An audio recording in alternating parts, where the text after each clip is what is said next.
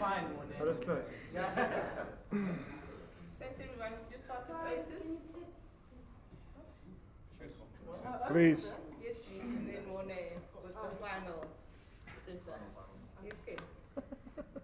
Otis, you said earlier in the summer that people should only judge you after the bigger challenges and that. Yeah. I guess the last two test series, you can't really get much bigger than that. And so, how satisfied are you? Very satisfied. Obviously, to win these two series, especially this one with all the other noise that had gone on, is quite rewarding. Yes, Joe. Coach, you talk about the noise. I mean, obviously we've had the players talking about the noise. Can you give us an insight into the off-field noise for the coaching staff and the guys behind the scene, and how you had to sort of really keep focus? From my point of view, I think the one thing I do all the time is just try and keep the support staff focused on the cricket.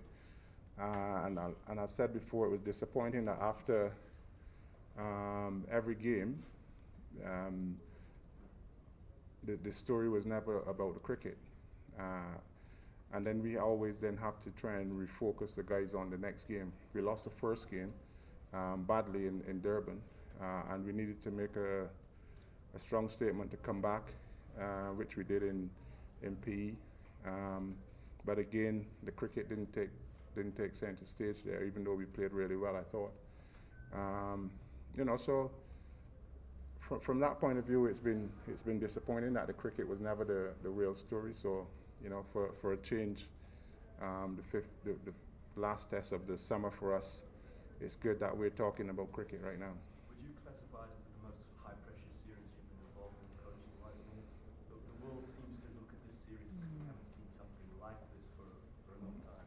Yeah, look, for sure. I think with all the stuff that has gone on, I guess so. I've been involved in 2 Ashes with England, and that's, there's a lot of hype always around an Ashes series and stuff like that, and the history of the Ashes and so on. So, but with this one, the stories was never really the cricket, and I thought that there was some good cricket played that never really got perhaps the airtime that it deserved. Christina, stay for us. Otis, what do you think do you add to this Protea team, and also how much are you enjoying working with this squad? I'll leave the first question for Mornay. The second, he can tell you that. Well, certainly, I've enjoyed my first stint, my first 6 months. It's been quite an experience. I think we've won 8 out of 10 Test matches. We've won 2 big series. As the same way players set goals, or the coaches set goals as well for the team, and the goal for the Test team was to try and get to number 1. So we know where we are in that space. But the way the guys have welcomed me into the dressing room, sometimes as a overseas player or overseas coach or foreigner, whatever you want to call it, to really come into a new environment, you just don't know how it's going to go up front. I came in and I feel like I've been myself. I've sort of been the way that I normally am, trying to enjoy myself, have a bit of fun, try and take the pressure out of the dressing room. There's enough pressure on the cricket field, so in the dressing room it's quite relaxing and enjoyable. There's rum and coke on the table, not at lunchtime, but there's rum and coke on the table, and there's music in the dressing room, and it's quite a chilled out place, and if you guys were to come in there, I'm sure you'll enjoy it as well. But you're not invited. But that's a different story. But we we enjoy ourselves, in the nets around the dressing room. We try and like I said, really relax. So when we go out on the field, we can have some fun and play hard. And new people coming in, you don't feel like you're coming into some alien space. You come into a place that is quite welcoming as well. Just on that, you've now seen probably the full I don't know what to say, like the full range of players you'll have at your disposal as you go into next year, and maybe the Test series won't be as high profile, but there's the World Cup. Where would you say you're at in terms of planning, and what are you looking forward to, and are you happy with the group of players you've got?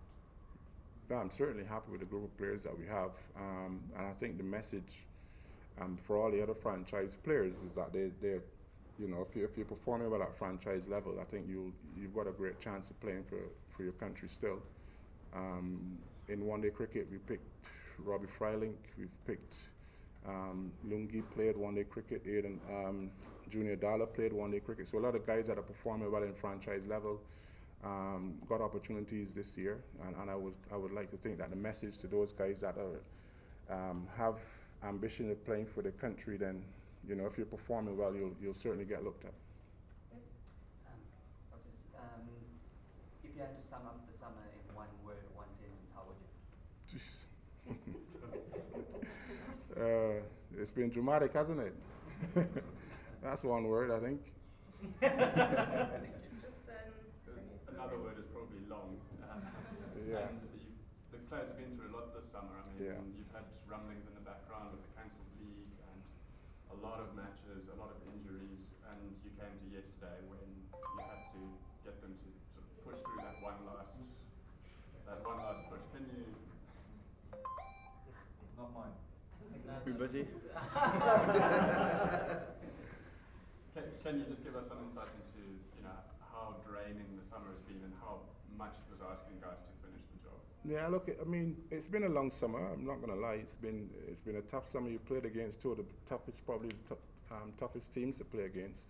The series against India, we went a different way in terms of the approach that we took to that series, and where we set the team up with 4 fast bowlers, and 6 batsmen. The pitches were a little bit sporty. Batsmen were under pressure to make runs, but like I said to them, we didn't need 500 scores on the wickets that we had, so it was okay. Then the one-day series, the result of the one-day series wasn't great, but personally I didn't mind it. I know the cricket fans coming to watch the team want the team to win all the time, but from my point of view, I got to see a lot of other players that perhaps we wouldn't have seen if we've had so many injuries over the course of the summer that it's been tough to pick the same team sometimes from game to game. On the one-day series against India was that way, but like I said, we got to see some new players. I spoke from I think September about widening the pool of players that we're going to look at for one-day cricket, so we got to see some new players, even though we didn't have the great result. And then a test series against Australia in South Africa, the pressure of and it's one of the things that we use in the dressing room, the pressure of just saying to the players, we've never, South Africa has never won a series against Australia in South Africa since readmission. I think it's important that I mention that, isn't it? Since readmission. So that was our goal. And that was our focus every game. When we lost in Durban, we said, well, it's fine, it's okay, there's 3 games left to play. We didn't play our best cricket, and we probably deserved to get beat there, but we need to regroup and come back stronger. And then every game we got better as we went on. We've seen some fantastic performances from young players like Aiden Markram leading the batting, KG Rabada leading the bowling, but then we've also seen when we've needed it, we've seen the experience, the experience of AB, the experience of Faf, Dean, Elga, the experience of the tall man here sitting next to me when we've needed it. So we've had performances from all across the squad, and that's what, if you're going to be the best team in the world, which is what we're trying to get to, then that's what you're going to need. You're going to need performances all across your team. Looking at the context of the series, and you mentioned Derby in particular, how crucial was that fight back in that second innings in terms of shaping how the team started to fight back as series progressed? Look, it was massive, and I think probably a couple of meetings after that series was probably the turning point in the whole thing. We didn't play Stark well at all in Durban. He was the main sort of threat, really. He bowled very well, and he knocked us over. And we spoke about neutralizing some of the threats that the opposition have. So we looked at how we're going to play the spinner, because when you look at how they set their team up, he bowls a lot of overs. So we spoke about how can we neutralize him, and I feel like we've played him very well over the course of the series. And then when it came to Stark, he's a champion bowler, but we thought we didn't play him well. The batters came up with different strategies, get a bit further onto off stump, go at the ball directly rather than trying to hit the ball too square and stuff like that. And once we neutralized him, he still bowled very well in PE, but he didn't get the big wickets that he got in Durban. And then once we got past that stage, we felt like, okay, it's a lot more. The ball still reverse swung like it did in Durban, but we played him a lot better, and that gave everybody confidence, and we just grew from there because we knew that we didn't play anywhere near our best in Durban. Last three for Otis. Okay, Telford. Otis, you've mentioned the Australian bowling attack, and they obviously arrived here with a lot of hype, having taken 10 wickets in every game against England, and yet you're the guys who've now done that in this series, bowling them out every time. What for you, and obviously the bowling has been more your sort of area of focus, what for you have been the key factors in that unit performing so well? Well, in any bowling unit, you've got to have good bowlers. So we're lucky that we've got good bowlers, Markel, Rabada, Falanda, in any conditions, is a good bowler in attack. And then Maharaj, also you add to that mix. Lungi and Gidi came in and played a couple of games as well and made a mark. So the guys have put their hand up all the time. I'm especially, obviously KG got all the plaudits and was the man of the series, but I'm especially pleased for Vern as well. I set him a challenge at the start of the summer. I'm not going to tell you what it was, but to just suffice to say that he sort of exceeded what I challenged him to do. And then you saw at the end of the day today, well, this morning early, he was still the one guy running in, bowling the overs and getting the wickets, So he's had a fantastic summer, and I'm very, very pleased for him. It's a shame to see this guy next to me go. The way he's bowling at the moment. So he's going to be a handful for batsmen wherever it is he's going to play. But we've had a good time, around the dressing room and especially around the nets. I'm always looking at what I'm seeing from bowlers and how can I make this bowler a little bit better, even if it's a little 1%er. And the guys, like I said, have responded well around the nets, and I'm very pleased with the bowling attack that we have, and also the way that the whole team in general has responded to me, like I said. Okay.